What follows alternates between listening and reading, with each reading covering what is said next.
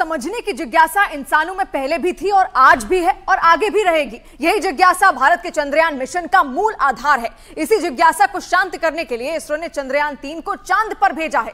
चंद्रमा के बारे में काफी कुछ खोज लिया गया है, लेकिन अभी भी ऐसे तमाम रहस्य छिपे हुए हैं जिसके बारे में हमें नहीं पता है। उन्हीं जानकारियों को चांद पर पहुंचा भारत का विक्रम लैंडर और प्रज्ञान रोवर देने वाला है।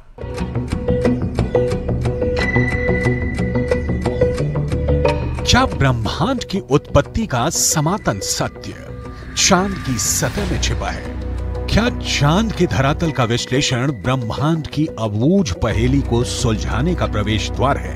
क्या धरती पर मौजूद जल, जंगल, जमीन, फूल और खुशबू का तार चंद्रमा के इस वीरान संसार से भी जुड़ता है? चांद पर पानी की खोज के बाद भारतीय अंतरिक्ष अनुसंधान संगठन यानी इसरो अब चांद पर जमी बर्फ का विश्लेषण करने में जुटा है। चांद की सतह की बनावट को समझने में लगा है। अभी तक चंद्रमा से जुड़ी कई हैरान कर देने वाली जानकारियां सामने आई हैं। दावा किया जाता है कि चंद्रमा की मिट्टी में कई तरह के खनिज हैं और यही वजह है कि चांद पर पहुंचने के लिए तमाम देशों में होड़ लगी है। चांद की सतह पर पानी होने के भी सबूत मिल चुके हैं। वैज्ञानिकों का मानना है कि चांद पर जीवन के सबूत भी मिल सकते हैं। अंतरिक्ष में चंद्रमा धरती का सबसे करीबी पड़ोसी है।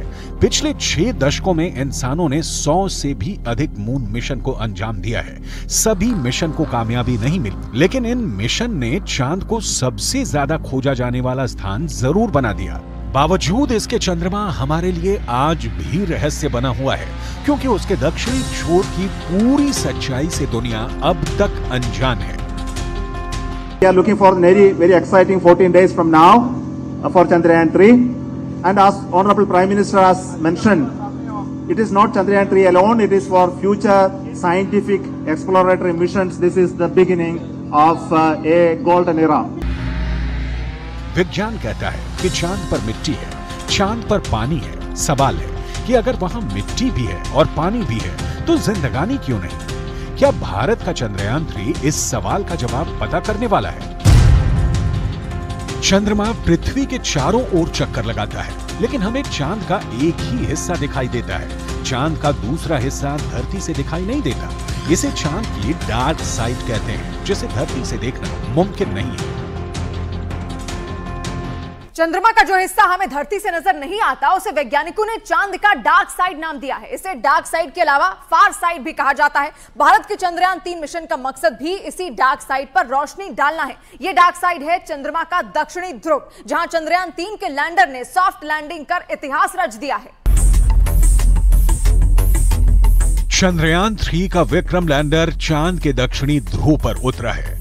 चंद्रमा का यह हिस्सा उसका सबसे ठंडा इलाका है, क्योंकि यहाँ सूरज की रोशनी बहुत कम पहुंचती है। सूरज की किरण तिरछी पड़ने की वजह से चांद के दक्षिणी ध्रुव के ज्यादातर हिस्सों पर काफी अंधेरा रहता है। यही वजह है कि यहाँ का तापमान भी काफी कम होता है। अमेरिकी स्पेस एजेंसी नासा की एक रिपोर्ट के मुताबिक दक्षिणी ध्रुव के कुछ हिस्सों पर सूरज की रोशनी आती है। जहां सूरज का प्रकाश पहुंचता है वहां का तापमान करीब 54 डिग्री सेल्सियस रहता है, लेकिन चांद के दक्षिणी ध्रुव के ज्यादातर हिस्सों पर सूरज की रोशनी नहीं पड़ती और इस वजह से वहां का तापमान -248 डिग्री सेल्सियस तक पहुंच जाता है।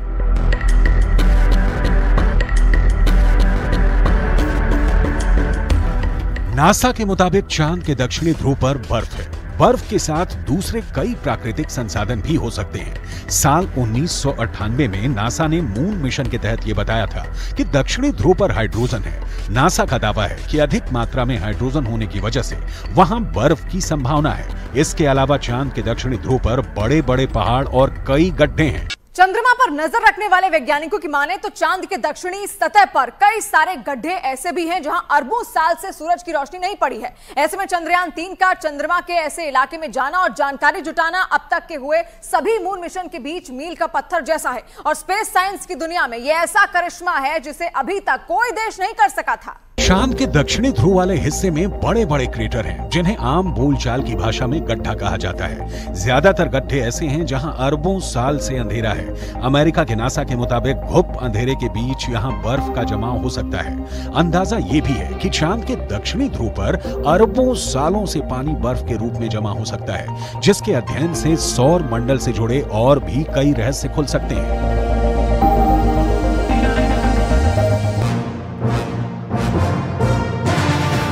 यानी भारत का चंद्रयान 3 चांद के उस हिस्से में पहुंचा है जो हमें नहीं दिखता है। सवाल है, आखिर चंद्रमा का एक ही हिस्सा हमें क्यों दिखता है? चांद खुद भी अपनी धुरी पर घूमता है और पृथ्वी के गुरुत्वाकर्षण बल के कारण चंद्रमा उसके चारों ओर चक्कर लगाता रहता है। धरती का यही गुरुत्वाकर्षण बल हमें चांद के दूसरे तरफ को देखने नहीं देता। दरअसल चांद में पृथ्वी से जुड़ा एक गुरुत्वाकर्षण केंद्र है। गुरुत्वाकर्षण केंद्र चांद के बीच में नहीं, बल्कि उस हिस्से में है जो धरती की तरफ है। पृथ्वी का गुरुत्वाकर्षण बल चांद को अपनी तरफ खींचे रखता है। इसी वजह से चांद एक ही स्थिति में धरती के चारों तरफ घूमता रहता है और चंद्रमा का दूसरा हिस्सा धरती से नजर नहीं आता। धरती से 3,84,000 किलोमीटर की दूरी तय करके चांद पर पहुंचा विक्रम लैंडर चांद के उस दक्षिणी ध्रुव के तिलिस्म को तोड़ने वाला है। इसरो के मुताबिक चंद्रयान 3 के 3 अहम मकसद है। पहला, विक्रम लैंडर की चांद के दक्षिणी सतह पर सुरक्षित और सॉफ्ट लैंडिंग। दूसरा, प्रज्ञान रोवर को चांद की सतह पर चलाकर दिखाना। तीसरा, वैज्ञानिक परीक्षण करना, जिसकी धमाकेदार शुरुआत हो चुकी है। चंद्रमा के रहस्यों की खोज में सबसे पहली कामयाबी 1959 में तब के सोवियत संघ को मिली थी, जो अब रूस के नाम से जाना जाता है। 12 सितंबर 1959 को धरती से लॉन्च किया गया रूस का स्पेसक्राफ्ट लूना 2 चांद की सतह से जा टकरा है। 7 बरस बाद 1966 में सोवियत संघ ने एक बार फिर चांद पर दस्तक दी। 3 फरवरी 1967 को लूना 9 चांद की सतह पर पहली बार सॉफ्ट लैंडिंग करने में कामयाब हो गया। यह वो वक्त था जब सोवियत संघ और अमेरिका के बीच शीत युद्ध चल रहा था। दोनों देशों में धरती के साथ साथ स्पेस रिसर्च को भी लेकर एक होड़ लगी थी। इस होड़ का सबसे अहम हिस्सा चांद तक पहुंचने की दौड़ थी। सोवियत संघ को पीछे छोड़ने के लिए तब अमेरिका ने इंसान को चांद तक ले जाने और सुरक्षित वापस लाने का लक्ष्य तय किया। Before this decade is out, of landing a man on the moon and returning him safely to the Earth. 1, 0, all engine running. Liftoff. We have a liftoff. 32 minutes past the hour. Liftoff on Apollo 11. America के Apollo 8 mission ने America के 3 अंतरिक्ष यात्रियों को चांद की कक्षा में पहुंचा दिया। ऐसा पहली बार था जब इंसान चांद के इतने करीब पहुंच गया था। इसके बाद वो दिन भी आया जब अमेरिका ने चांद पर इंसानों को उतार दिया। यह मिशन था अपोलो 11। अपोलो 11 के जरिए अमेरिका ने चांद तक ऐसी छलांग लगाई जिसे आज तक कोई दूसरा देश दोहरा नहीं पाया। वो छलांग थी चांद पर इंसानों का पहला कदम।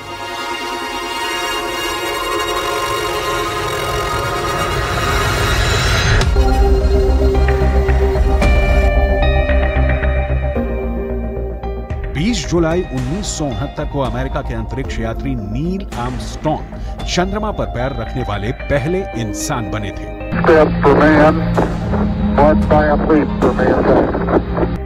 चांद पर उतरने वाला लूनर लैंडर 2 लोगों को लेकर गया था। नील आर्मस्ट्रॉन्ग के अलावा बज एल्ड्रिन भी वहां बाद में उतरे थे। अपोलो 11 मिशन ने चांद से मून रॉक्स लाकर एक अलग इतिहास रचा। अपोलो 11 मिशन के दौरान करीब 22 किलो सामान चंद्रमा से लाया गया था। इसमें तकरीबन 50 चांद के चट्टानों के टुकड़े और चांद की मिट्टी शामिल थी। चांद पर पहुंचने की स्पेस रेस आगे भी चलती रही। इस दौड़ में यूरोपियन एजेंसी, जापान, यहां तक कि चीन भी कूद पड़ा। लेकिन मून रिसर्च में अगली कामयाबी भारत को मिली। वो कामयाबी थी चांद की सतह पर पानी की खोज की।